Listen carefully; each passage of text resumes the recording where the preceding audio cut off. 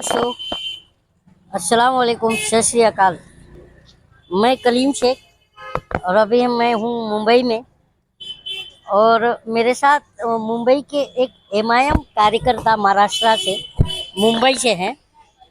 और आप सभी को पता है कि सिवान में एक आरिफ जमाल करके एमआईएम के जिला अध्यक्ष की हत्या कर दी गई है सिवान में।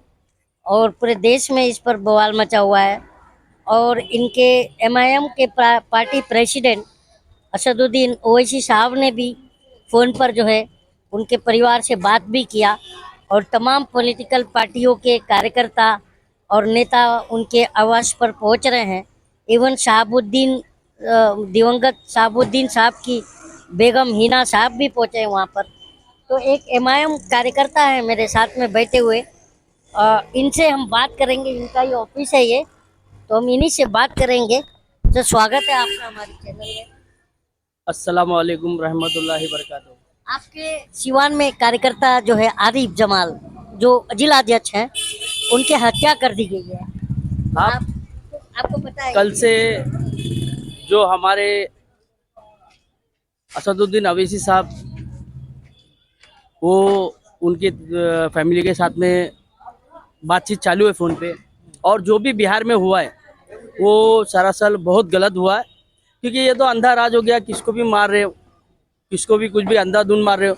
और तुम देखते हो वो गरीब घर से था, फास्ट फूड का छोटा मोटा ठेला लगाते थे वो।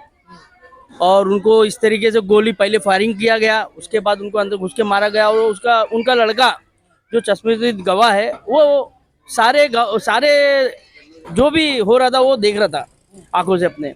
तो ये चीज़ के लिए हमारी एमआईएम की पूरी टीम, हमारे सदर जनाब असदुद्दीन अवैसी साहब और मजलिस की पूरी टीम, और जैसा भी जो भी कॉल आता है, जैसा भी निर्णय होता है कि क्या करना है इसके ऊपर, तो हमारे यहाँ मुमरा के सदर जनाब सैफ पठान साहब प्रेसिडेंट है हमारे, तो उनके आदेश पे हम लोग काम करेंगे इंशाल्लाह। अभी उनका, हमारे सदर का जो भी आदेश होगा, हम लोग इंशाल्लाह उसके ऊपर आवाज़ उठाएंगे। और जो भी मांग रहेगी हम लोग यहाँ से भी उठाएंगे।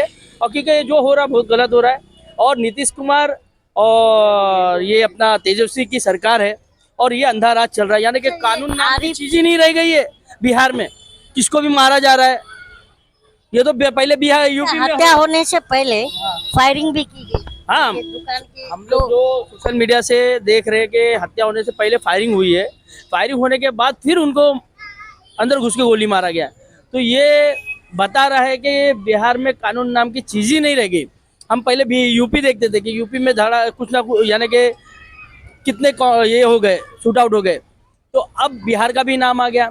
तो बिहार की जो सरकार है, डबल इंजन सरकार जो चल रही है, वो इसके ऊपर क्या जवाब देती है ये देखिए। और हमारे सदर जनाब असदुद्दीन अवैसी साहब इसके ऊपर उनकी आगे यानी कि लगे हुए। इंशाल्लाह जो भी रिजल्ट वहाँ से हमारे को या पूरे मुंबई को या पूरे महाराष्ट्र को, पूरे इंडिया को, मैं सदर साहब बोलेंगे उस हिसाब से हम लोग कदम उठाएंगे। वो जो मृतक आरिफ जमाल हैं, उनकी बेगम, उनकी भाभी जो है, उनका हमने बयान देखा, एक स्टेटमेंट आया कि उनको आर्थिक सहायता और नौकरी की मांग हो रही है।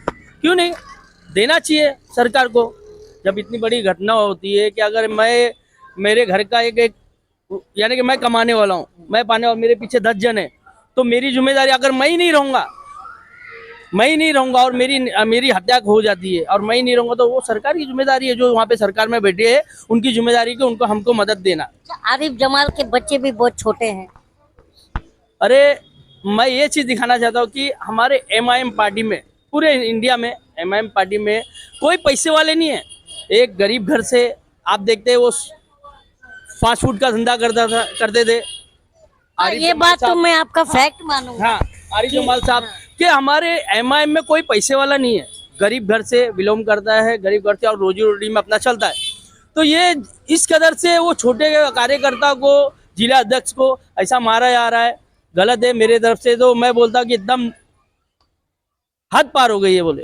और आपके आंख भी भरा है।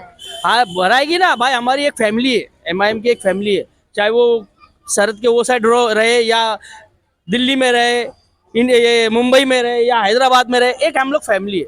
हम लोग के घर में अगर कुछ होता है तो हर घर वाले को तकलीफ होगी, हमें भी तकलीफ है, हमारे सदर साहब का भी कॉल आएगा, हम आया हमारे को, हम लोगों को तकलीफ है और हम लोगों को देखो घर का कोई जाएगा तो हमको तकलीफ होगी। तो अभी आप लोग जो जैसे कि मृतक जो आरिफ जमाल हैं, उनकी भाभी ने जो है आर्थिक सहायता और एक परिवार के सदस्य को नौकरी की बात कही, तो आपकी पार्टी ने इस बात को मुस्तैदी से उठाना है? उठा रहे हैं। अभी आप लोगों को सोशल मीडिया से ये हमारे बैरिस्टर असदुद्दीन अवैसी साहब इस काम को अंजाम देंगे इंशाल्लाह, और उनके आवाज पे हम लोग लब्बैक करेंगे। आपके बिहार के प्रेसिडेंट भी हाँ, सब लगे हुए हैं इंशाल्लाह, अख्तरुल ईमान। अख्तरुल ईमान साहब भी लगे हुए, सब जैसा रिजल्ट आएगा हमको आप लोगों को कुछ इस बारे में इंफॉर्मेशन मिली कि आप लोगों को जैसे मुंबई में, मुमरा में या कहीं महाराष्ट्र में उसके लिए प्रोटेस्ट करना होगा इंसाफ के लिए, ऐसा कुछ? देखो हमारे आप लोग का मुमरा के एमआईएम क्या बम्बई के एमआईएम क्या स्टेप ले रहे हैं? मैं जो भी डिसीजन रहेगा हमारे सदर, आपके सदर से बात नहीं हुई? नहीं, अभी हमारे सदर से मैसेज चल रहा है, हमारे सदर जनाब सैफ पठान साहब, वो जो भी आदेश रहेगा उनका सर आंखों पे, और हम लोग उनके साथ में लब्बैक करेंगे, कदम से कदम मिला के चलेंगे, जो भी आदेश होगा। पर ये इसको आप जैसे कि कैसे देखते हैं कि जैसे कि एक जिलाध्यक्ष की हत्या हो जाती है, तो जब एक पार्टी का जिलाध्यक्ष सेफ नहीं है तो आम नागरिकों पर क्या सुरक्षा है? क्या भाई कानून कहाँ रह गया है? जब से बीजेपी सरकार आई है कानून कहाँ रह गया, संविधान कहाँ रह गया? संविधान को मान रहा कोई? सर वहाँ पर बीजेपी की सरकार नहीं है, सरकार वहाँ पे नीतीश कुमार और आरजेडी की सरकार है। स्टेट में सरकार तो बीजेपी की है ना, केंद्र में। केंद्र में। हाँ।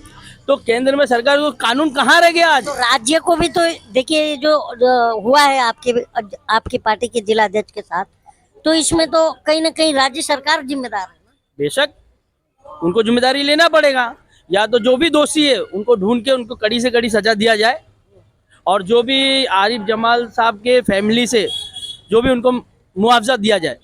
हमारी ये सरकार से आरिफ जमाल के जो फैमिली का मांग है आर्थिक सहायता और एक नौकरी, तो इस पर अभी तक जो है सरकार जो है बिहार की कोई एक्शन नहीं लिया।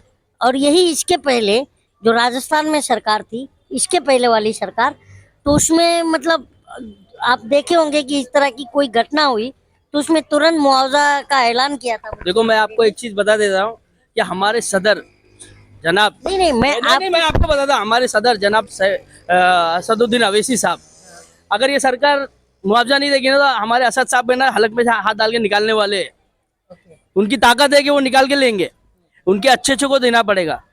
और जो भी ये जो हुआ है घटना, उनके जो भी दोषी है उनको सख्त से सख्त सजा मिले। आप क्या मांग करते हैं? हम यही मांग करते कि जो भी दोषी है उनको सजा मिले। और सजा में क्या? सजा में अभी मैं ये सजा के बारे में हमारे, अगर जो हत्या किया है हत्यारा, फांसी की सजा देना चाहिए। फांसी की हाँ, फांसी की सजा देना चाहिए। तो इनका कहना है। और मतलब तो इस तरह की जो घटनाएं हो रही हैं, अब एज ए नागरिक मैं आपसे पूछ रहा हूँ, तो जैसे कि किसी पार्टी का जिलाध्यक्ष सेफ नहीं, तो नागरिकों का हाल तो और बुरा होगा। आप तो पूरे इंडिया में ही देख रहे हो ना। हाँ। हर कोई ये बोल रहा है कि भाई कहीं एक न्यूज आती जाती है कि आज यहाँ ये मारा गया, आज वहाँ वो मारा गया। तो ये सरकार की पहली बात तो ये चूक है, सरकार तो बैठ गई सत्ता में। मारा जाए के बात कर रहे हैं, तो राजौरी में अभी हमारे सेना के जवान भी शहीद हुए हैं।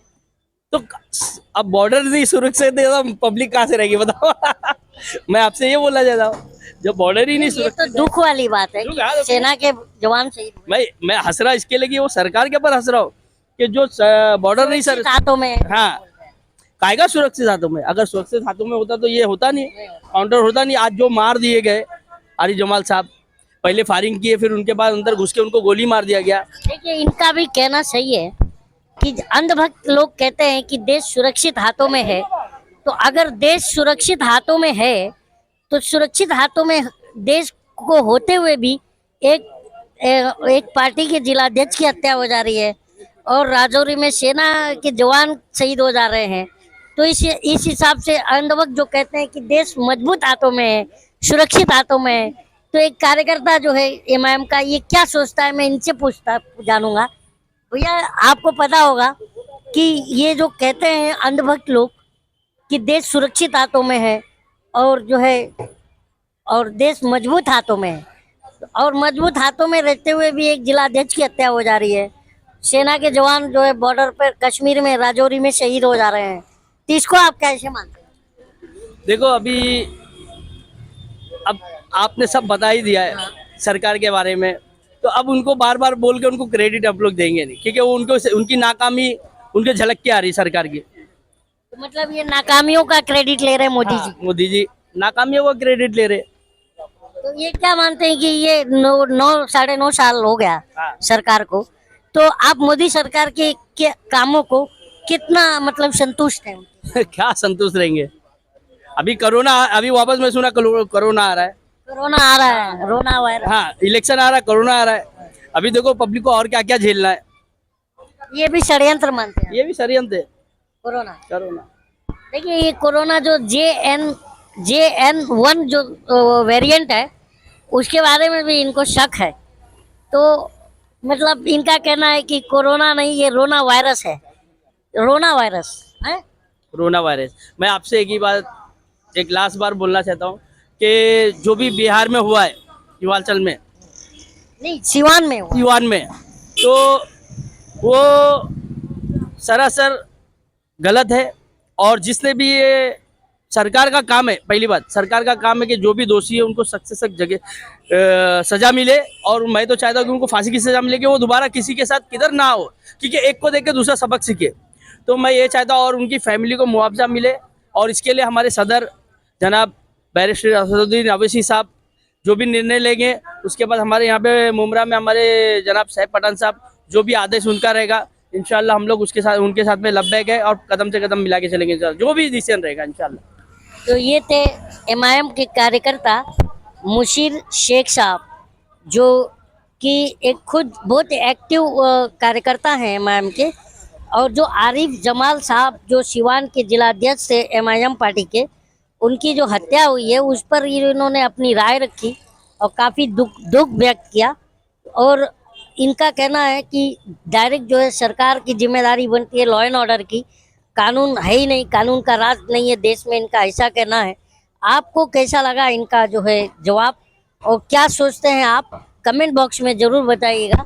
तब तक के लिए जय हिंद, जय भारत।